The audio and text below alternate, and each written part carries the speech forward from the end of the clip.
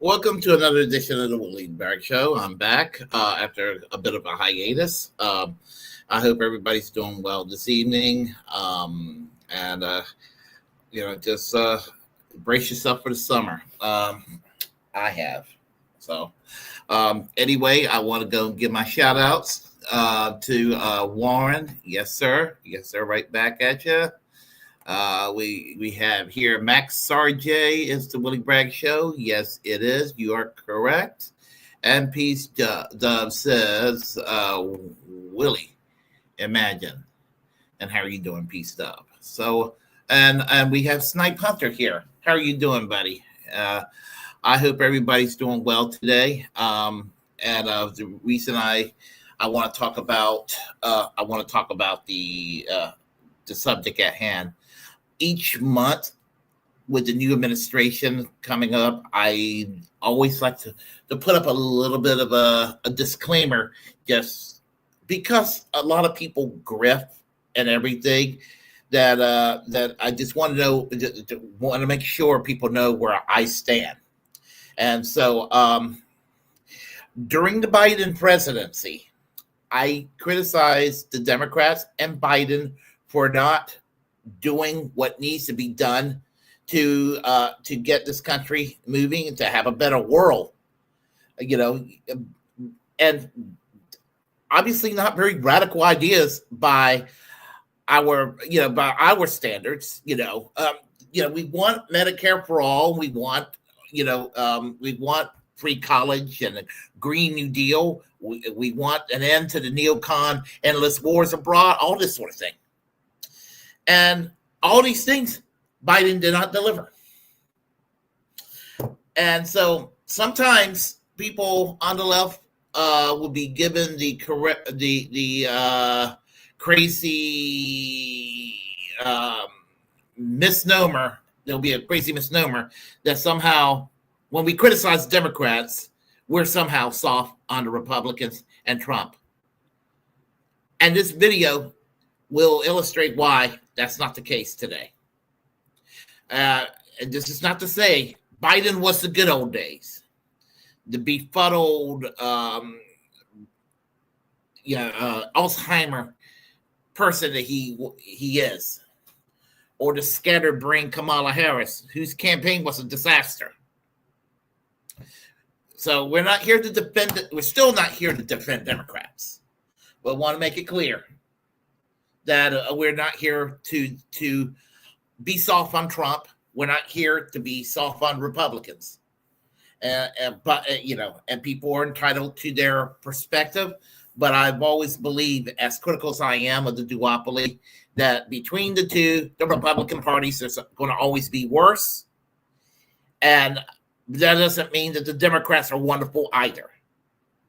And I just want to make that distinction very, very, very clear. So we'll start at the subject at hand, and we're going to start with the human-sized Cheeto, Donald Trump, or what I like to call at this point, what I will call George W. Bush Redux. And what I mean by that is exactly what I mean. Is that he promised an end to the neocon wars, and he promised to be a new kind of Republican.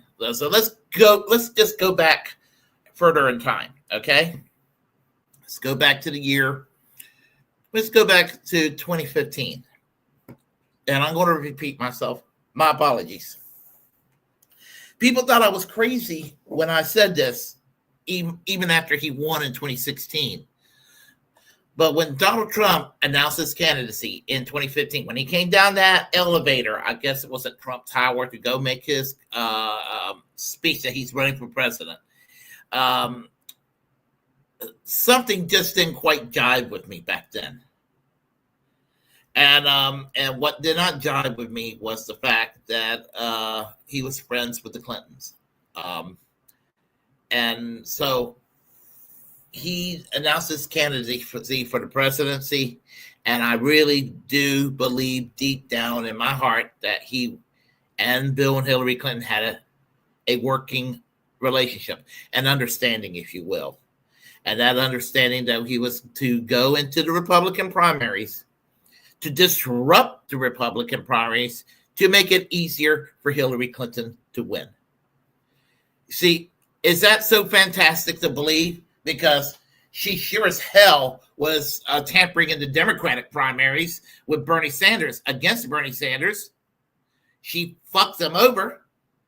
And I think that Donald Trump was the dildo that she was going to use to fuck over the Republicans. Now, again, as I said, the lesser of the two evil parties, I still believe it's the Democrats at the end of the day between the Republicans. Although I wouldn't shit on either one of them, because my shit's too precious for both parties. They're both garbage.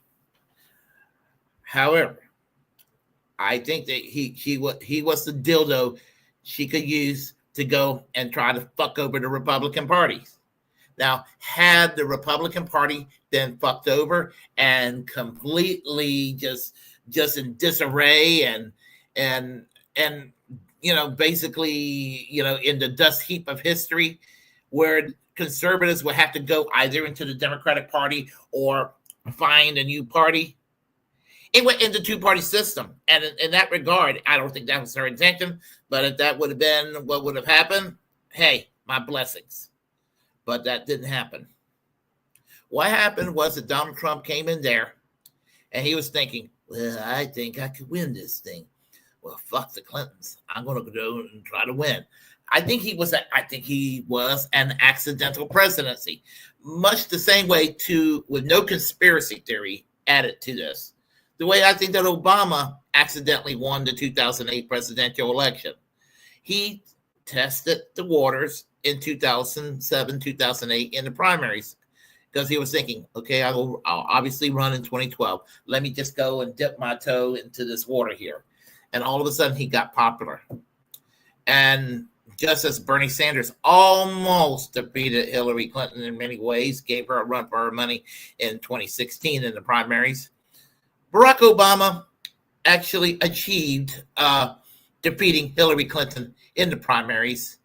And when I look back not that I look at the Obama presidency with fondness, but given the outcome of what a Hillary Clinton presidency would have been like, or what a Barack Obama presidency was between the two, I still will say maybe Barack Obama was, a slightly better person than Hillary.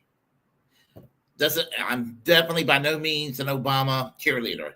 I voted third party in 2008. I voted third party in 2012. So that's basically well, I have to say there. Snipe Hunter says Democrats and Republicans are two cheeks of the same ass, and I know he's referencing our very own beloved over there in the UK, George Galloway. So yeah, and thing about it is that that's basically what they are. So so what happened? Okay. We know what happened. Trump got the nomination. So she, I don't know if she wanted him to be the nominee or had the Republican Party so wrecked that whoever was the nominee that they come out of there, all bruised up and ill-equipped to fight Hillary. I don't know what the outcome is, but I do know that the intention was to try to weaken the Republican Party with an outsider, which whether we like him or not, Trump is an outsider in many ways, where he was in 2016. He's an insider now, and what is outside about him is outside the mainstream.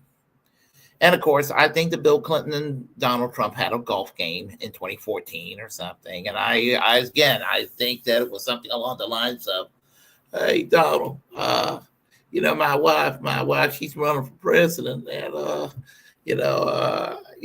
think that you ran in the Republican primary. I'm just saying, hypothetically, that it could make it easier for her to run, and she wins, my gal Hillary, she can make you 10 times wealthier than you are now." And I think it came to a conversation like that, and Trump played his little role until he realized, hey, I could win this thing. And he did. He did.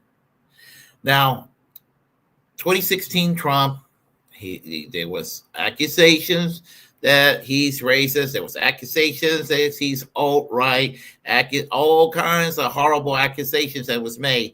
And there are some accusations that was made against Trump that was over the top. There was some of it that was quite true. But 2016 Trump was a wild card, objectively, in the sense that he was not a traditional Republican. For example, when he got the nomination, he's the first Republican that does not seem to have a problem with the notion of quote unquote gay marriage, which was a new concept at the time. Because I don't think he really gave a shit about the issue. I still don't think he gives a shit about the issue today. But he indicated that he was going to be a different kind of Republican on some of these culture war questions.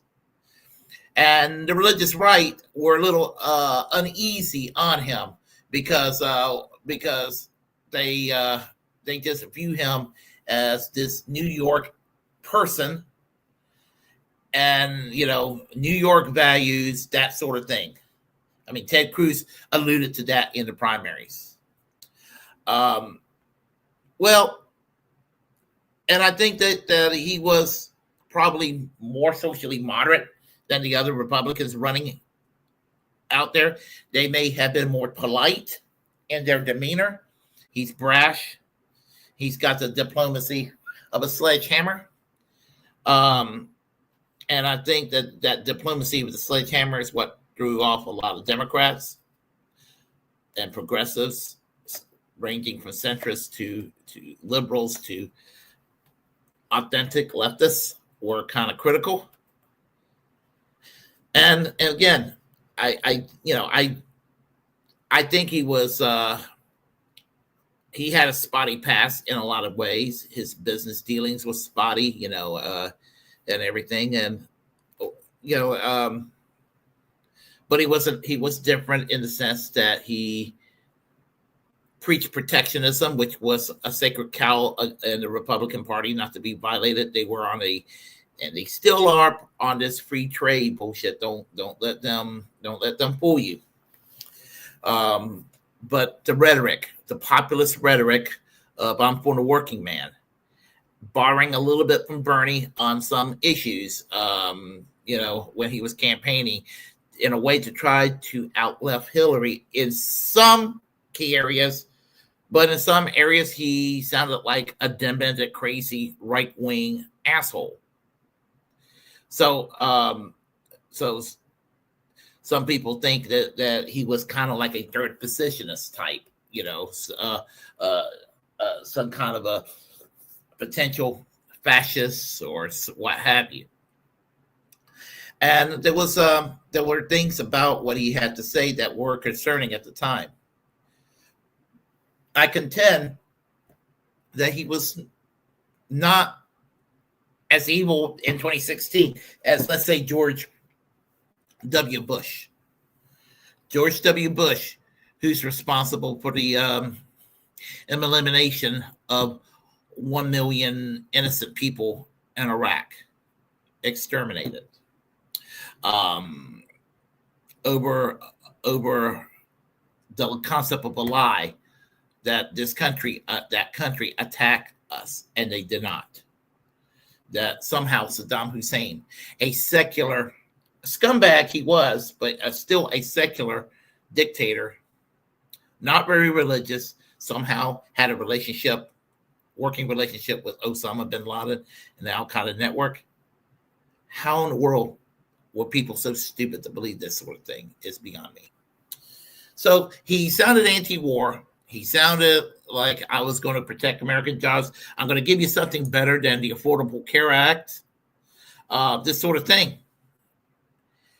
And Hillary Clinton campaigned on business as usual. So Trump won. Trump won in 2016. He didn't get the popular vote, but he had the electoral college vote.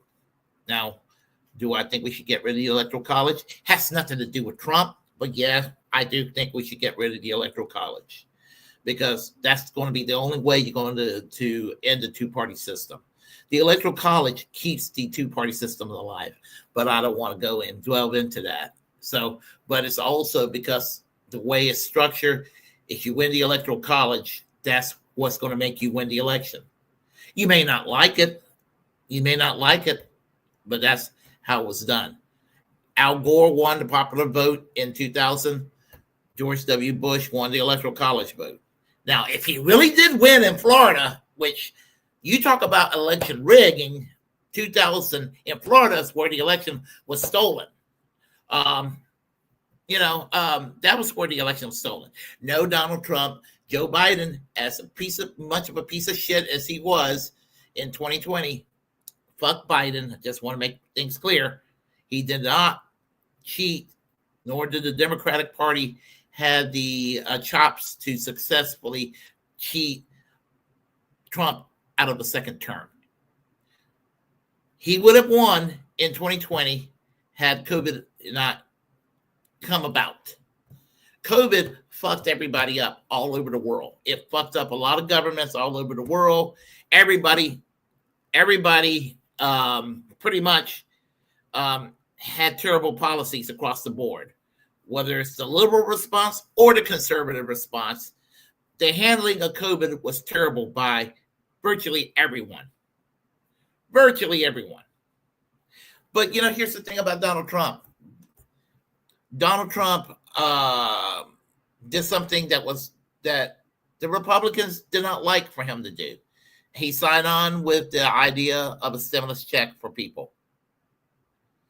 The unemployment, it was like $600 a week. And for some people, that was a pay raise to not work. And so in some areas, in that sense, he was fine. Operation Warp Speed. If you support the vaccines, he did Operation Warp Speed. And even after he was defeated when the vaccine came out and booster shots came out, he got vaccinated, he got boosted, and he told his supporters that if you don't want to take the vaccine, it's up to you. But he personally would recommend it, and he got booed. So whenever he says something sensible, his crazy followers would just not have any of it. That was just the kind of weird things that happened.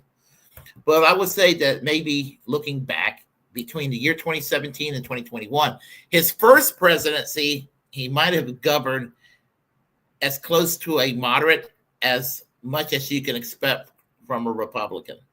There was actually, I'm not going to say he wasn't a warmonger, but I will say that there was slightly less aggression on by U.S. foreign policy toward other nations. And it was not because he was a peacenik. I think part of it was because it was COVID, but part of it was it was not his brand. He was not going to be the neocon, and that was part of it right there. So he was a mixed bag. He did a lot of shit I didn't like. He did some shit that was pleasantly surprising for a Republican president. So he was a mixed bag in 2017 to 2021. I still would never vote for him under any circumstances, but I certainly did not have the ill will then that I do now. There's this thing called Trump derangement syndrome. Was Trump derangement syndrome a thing from 2016 till maybe January 6th and until January 5th, before January 6th happened? Yes, Trump derangement syndrome was ridiculous. If you hate Trump in the year 2025, you're not deranged. The ones who are deranged are the ones who love Trump now. And that is my point. The ones who love Trump now are the ones who are deranged. Because the second Trump presidency has been nonstop, I want to say creeping authoritarianism, but it's more like a freight train, arresting judges because you don't like how they do decisions, threatening to arrest Supreme Court justices, deporting people that you view as problematic into other countries like El Salvador. I mean, having him and Pam Bimbo decide what is constitutional and what is not. Destroying the concept of checks and balances. And having his sycophantic, cocksucking base saying, I'm fine with getting rid of the Constitution as long as Trump is running. As long as Trump is governing. Trump is objectively fascist, what he's doing. Threatening to invade Greenland and making the lie that people in Greenland are suffering because of the people of Denmark. Motherfucker, people in Denmark and Greenland has universal health care. We don't have universal health care. That alone will tell you that Greenland, which is, we can have a debate whether Greenland should be independent or not. But Denmark, which is one of the kindest societies in the world, a country that I would say we should be more like than probably anywhere else as far as policies, the economy, the extensive paid vacation times, the universal health care, the strong unions, the free college education, the public transit, all your basic needs are met. And you do that while you protect civil liberties. And you're going to tell me that the United States is going to treat Greenland better? If Donald Trump take over Greenland, you know what's going to happen to Greenland? They're going to be shit on in a way that my people in Puerto Rico are shit on. Angel Rivera and I talked about it a few months ago on my show. about the situation with Puerto Rico and its relationship with the United States. And if you go and watch the show, you'll realize with Puerto Rico and the United States that there's really no good options between independence, status quo, or status the Commonwealth, that status quo, or statehood. And that's a fucked up shame. But I would not wish that on the people of Greenland. What Trump did to Puerto Rico. So I think that Trump is. I think that the resistance against Trump were over the top and silly the first time around.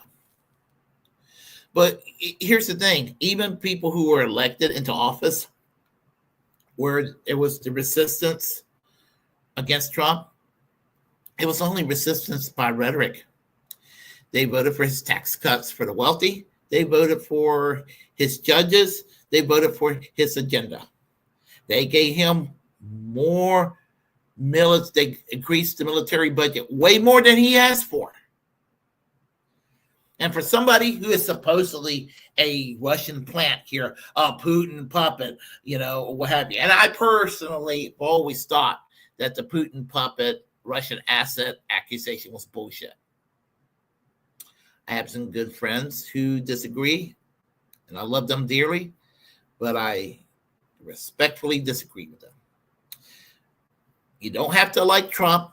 You don't have to like Vladimir Putin to come up with the concept of, no, Trump is not a Russian asset. Trump is not a Putin puppet. In fact, what he did in 2019 proved that when he ended or suspended the treaty, that was the one thing I could say that was good about Reagan, the INF treaty. I've had Scott Ritter on my show. We didn't talk about the INF treaty, but Scott Ritter was very much involved with the INF treaty. He talks about it in his book because he's allowed to talk about it because the treaty is no longer in effect. Some of the details of that treaty. But that was the treaty that started to end the Cold War. I believe it was in late 87 is when they signed that treaty. Early 88, something like that. And so as a result of that treaty, the missiles between the Soviets and the U.S. were no longer aimed toward each other. Some of it was dismantled. I wish all of it would have been. But,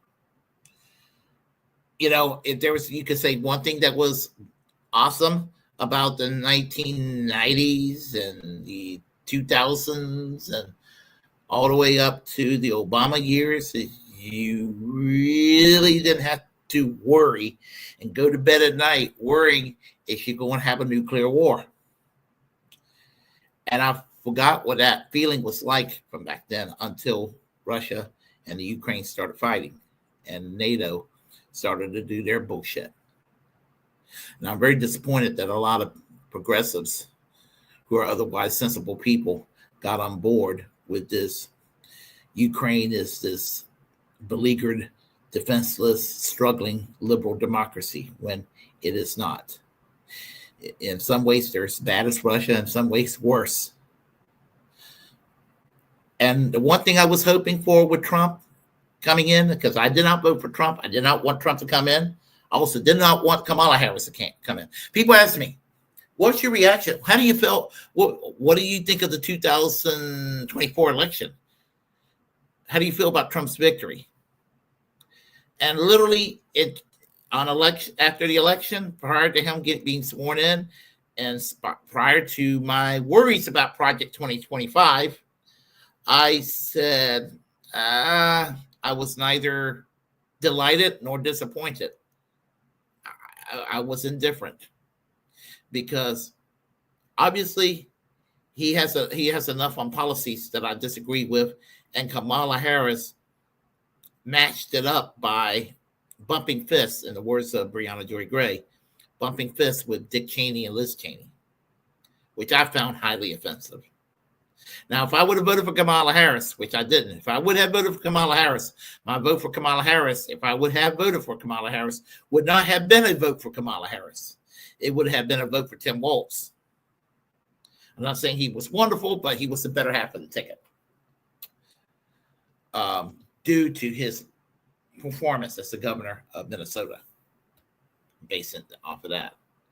But unfortunately, he needed to be a loose cannon. He's kind of a loose cannon. They would not allow him to be a loose cannon because Democrats love being all for decorum. And you need to be a loose cannon.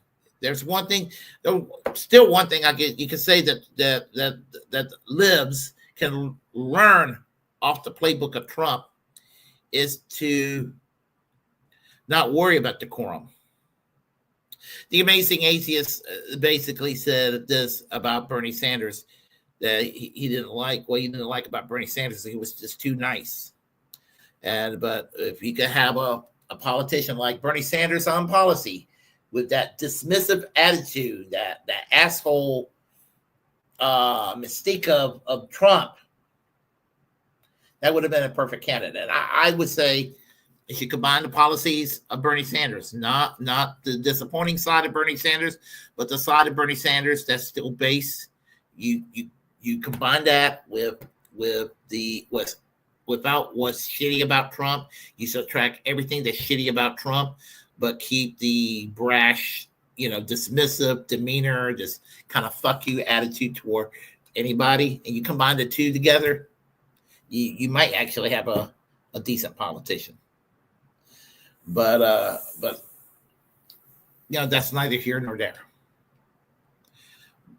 But our safety net is in danger of being withered away. Our Social Security is on a lifeline.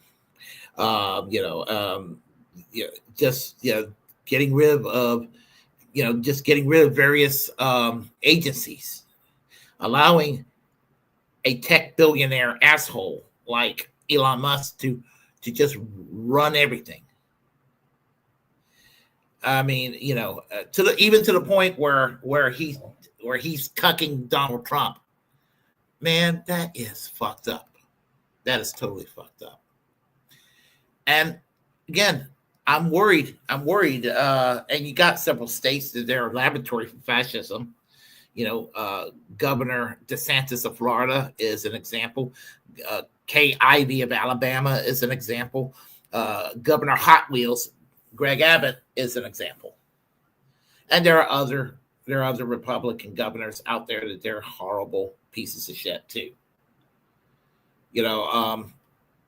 And so, as I said, we got a problem. We got a problem because Trump has taken the very worst of the Republican ideological factions and molded into what it is today. The neoconservatism of George W. Bush and Dick Cheney on foreign policy. Check. It's there. All the crazy religious right bullshit. The Christian, we call it Christian nationalism today. Back then, we call it the religious right or the Christian right. And I've been told by some conservatives, "Hey, we're not those kind of Republicans anymore." That seems to be on the wayside, but no, it's not. It's back.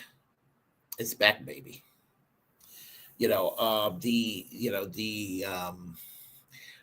Something worse than neoconservatism, imperialism, outright, flat-out imperialism, threatening Greenland, threatening Mexico, threatening Canada,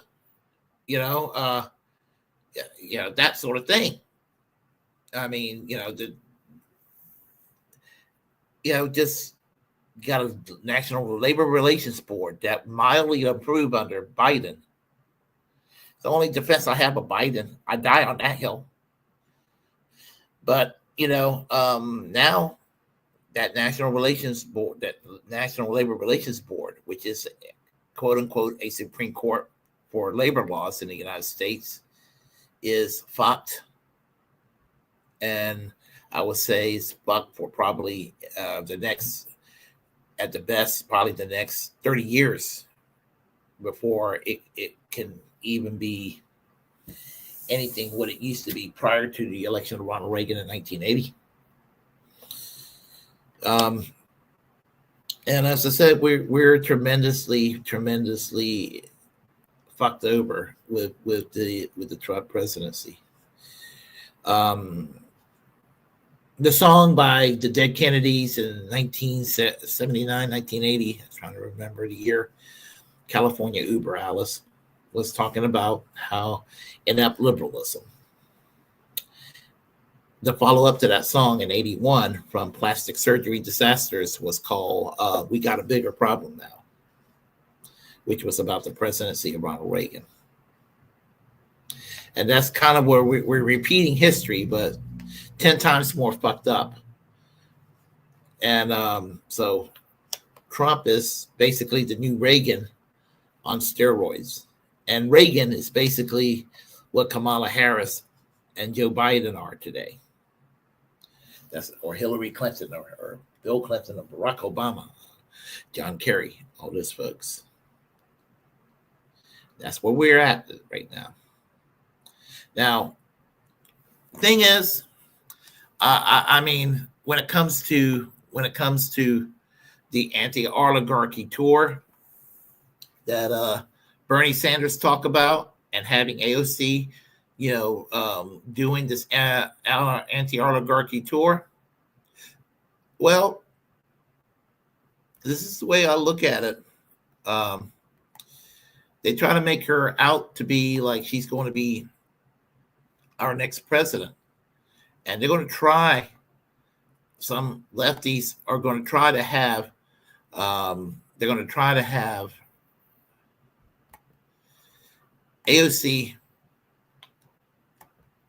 they're going to try to push her to be the presidential candidate, to be the new Bernie, if you will.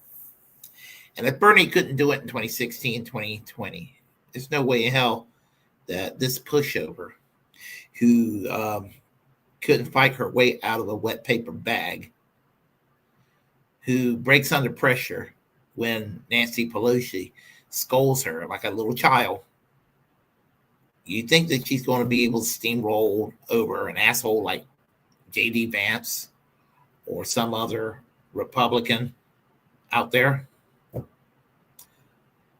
I don't think they'll give it to her.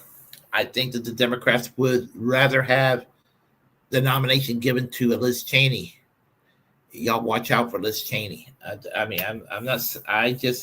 think that she's being groomed for the future. That's all I have to say about that. So, but anyway, that's kind of what I wanted to talk about. I just wanted to throw that out there. I think it's our duty to oppose Trump as much as we can, and do it without succumbing to the Democrats in the process. Be the real resistance. We need to be the real resistance. We don't need to come to the liberals. The liberals need to come to us for guidance, because we're the ones with the best ideas. We're the ones that has what it takes to get shit done. I don't mean myself per se, but collectively, all of us from what I would like to call the real left. Those of us who wants some common sense restored. So anyway, that's kind of all I have to say on the subject at hand. Let's talk to everybody here on the chat line. Don't want to miss anybody. Don't want to leave anyone out. And pardon me for butchering the name here. Kristen Jan Matakovic says the worst thing that happened to democracy are Democrat politicians. They destroy my beautiful country of Croatia and the whole world pretty much. They are evil. They are the evil of the modern world. I disagree. Democracy is never a bad thing. Let's see here. Democrats and Republicans, yeah, they are two cheeks of the same ass. Yeah. Let's see. Max RJ says, cost me $75 for 25 pounds of lentil, 3 pounds dollar, a £3 $3 a pound crazy.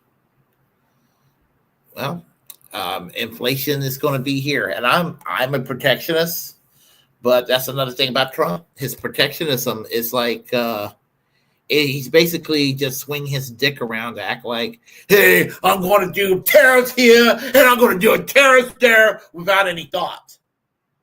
If you do tariffs here and tariffs there, you better have a damn domestic industrial policy. Which means infrastructure has to be rebuilt. You're going to have a healthcare system that meets the need of the entire population. Fuck the insurance companies. Fuck the pharmacy. That's what you need to do. You need to have a basic policy here at home that's going to go and make it easier for companies to acclimate when they bring their manufacturing base back. I want them to come back. You got to have some common sense about it. And I'm not doing this. Well, Trump is favoring this because I'm therefore going to oppose it. Look, when Trump did TPP back in 2017, I thought that was okay. I remember when Democrats were raising holy hell against Trans-Pacific Partnership. Elizabeth Warren, that's when I like Elizabeth Warren. I can't stand Elizabeth Warren anymore. But she was like, the Republicans thought she was terrible for raising holy hell about Trans-Pacific Partnership. She was not wrong to be against Trans-Pacific Partnership. And Donald Trump wasn't wrong to be against Trans-Pacific Partnership. But you have a lot of people who were liberals that would be like, well, Trump support A, B, C, and D, which was, might have been considered a liberal issue at one time. Well, we're against it now. That was the case for a while too. Very befuddling. When he started when the troops were starting to be removed from Syria, all of a sudden, a lot of people who were opposed to having our troops in Syria said, we just can't do that. No, yes, the hell we can't. It needed to be done. But Trump let the neocon generals cuck him into keeping those troops there. That sort of thing. So anyway, I didn't participate. I'm listening, but I didn't participate. I'm on a little trip with my husband and attending a conference. No problem. It's always great to see you here, Commissary Kate. I've been on hiatus for about a week now, so I had a lot of things going on. I'll be back. I'm back. I'm about ready to go in a minute, folks, but I'll give you an announcement. Tomorrow night at 7:00, Snow Himbo from the Maple Files will be the guest on the Woody Bragg Show. And we're going to be talking about the Canadian election that took place a week and a half ago. What's good and bad about Mark Carney and all the other things that pertains to Canadian politics, to have a Canadian perspective on things. So we're going to do that. There will be a Monday show. We just don't know what the topic is yet. Next Wednesday, the 14th, Chuck's UFO Intergalactic show will be here as our guest. And I think it's going to be all fun time. So, and there's that. And I'm working on having guests back again, kind of like I used to have. So, so just, watch out. This sort of thing is going to happen. So, I'll conclude by saying, if you like what you heard, please press like and comment. Comment anyway. If you disagree, we'll have a conversation. Feel free to share the contents on this channel. As the First Amendment absolutist, it's my duty to inform you to create your own platform and utilize it, because we are, in fact, the muckrakers of our time. Also, remember to subscribe to the Willie Bragg Show on all my platforms. We're fastly approaching that 1,000 mark. So if you haven't subscribed to the Willie Bragg Show, please consider doing so. It's not going to cost you a thing. It's, you get notified, and just give the Willie Bragg Show a chance. Give it a try. This is Every Jet Corporate Media, and I will say to free and pardon Ed Snowden, free Palestine, free healthcare for all, and preserve freedom of speech. And until next time, I like to say, fuck George W. Bush, fuck Hillary Clinton, and fuck Donald Trump. Y'all have a great one. Y'all take care. Bye-bye.